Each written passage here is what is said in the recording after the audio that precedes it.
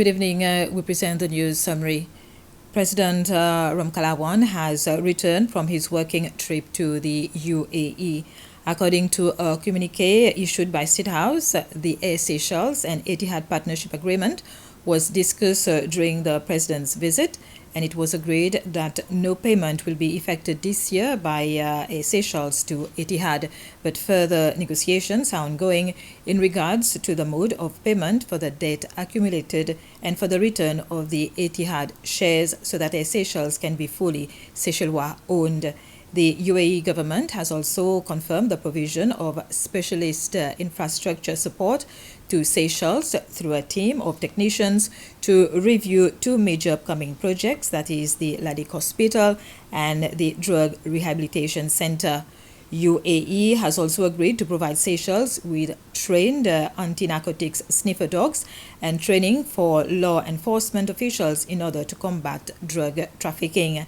While in the UAE, President Ramkalawan also met former President James Michel to discuss his role at UNICE.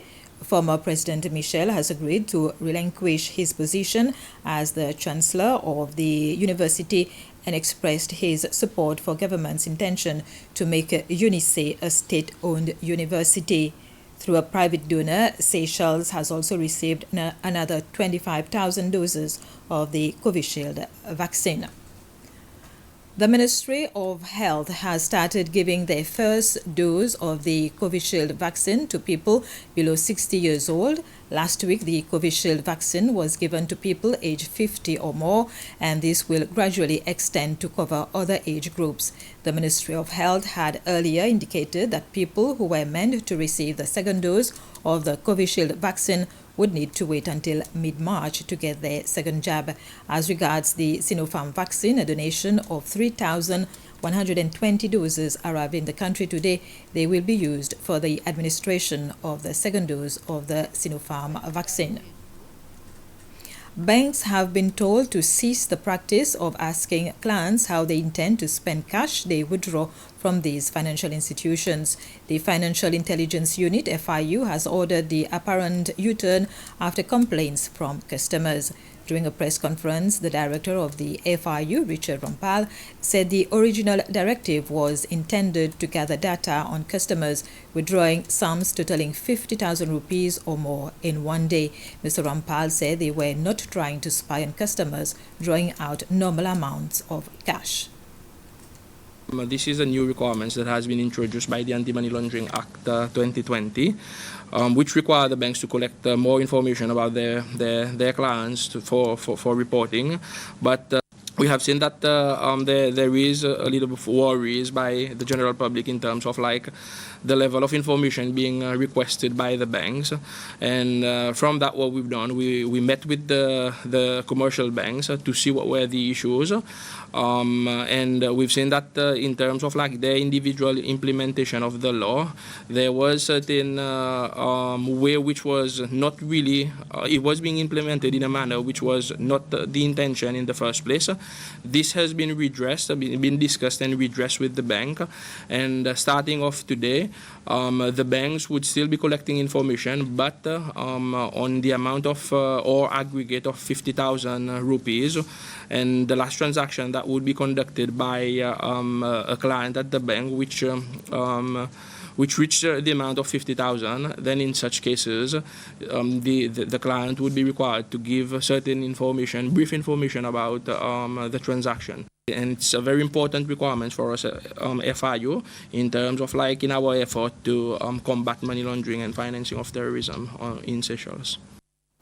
The Chief Executive Officer of the Seychelles Maritime Safety Authority, Captain Joassin Valmont, says that the search for 40-year-old Shelton Fred is ongoing. Captain Valmont says the search never stopped since his disappearance at sea after the boat he was on board capsized following a fishing trip on February the 13th.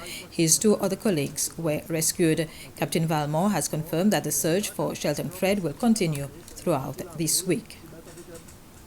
Students who completed their S5 studies last year and have not succeeded in securing places at post-secondary institutions of their choice can start their appeal process. In order to make their appeal, the students have to report to their respective secondary schools, contrary to previous years whereby the process was conducted at the Ministry of Education.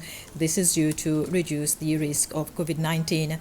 Over the past few weeks, former S5 students have received their exam results, followed by responses from post-secondary institutions to which they had indicated their interest to pursue their studies.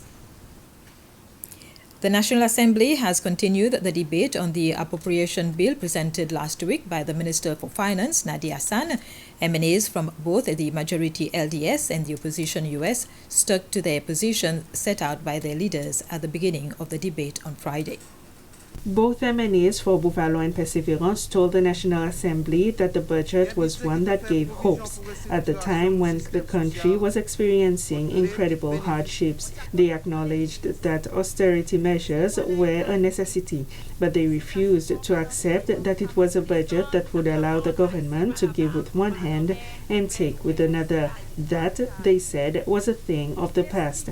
They said that the assertion that the government was cutting down on welfare to the most vulnerable was erroneous. However, they said those who can work will have to make sacrifices as everyone else. They noted that the substantial and unnecessary increase in the number of recipients in unemployment benefits was purely an example of abuse that have plagued the country. However, some members of the U.S. opposition noted that the proposed budget brings a lot of uncertainty for many people, and it certainly does not appear to benefit the helpless.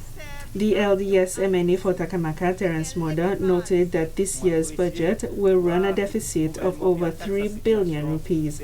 Consequently, the government will have to borrow money, and that, he said, will impact negatively on the country's GDP.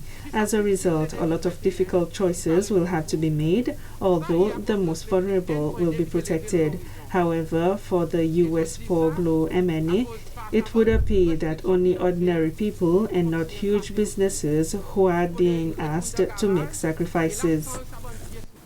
This was the news summary. Thank you for your attention.